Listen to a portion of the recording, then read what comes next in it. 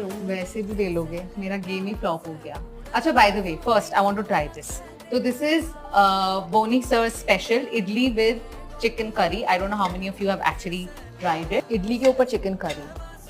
I'm very nervous to try this. to be हाथ से honest. खाना है क्या है? इडली हाथ से. इडली नहीं आता मुझे हाथ से खाने. मैं तो सब कुछ खा लेती हूँ हाथ से, मैगी नूडल्स भी. This actually tastes good. Yeah, why are you surprised? Guys, have you all eaten idli with chicken curry? Please let me know in comments below because I think this is a weird combination, but it tastes good. और क्या क्या है आपका ऐसे weird combination जो आप खाते हो? बाकी लोगों का पेट के अंदर जाके मिक्स होता है, मेरा बाहर मिक्स करके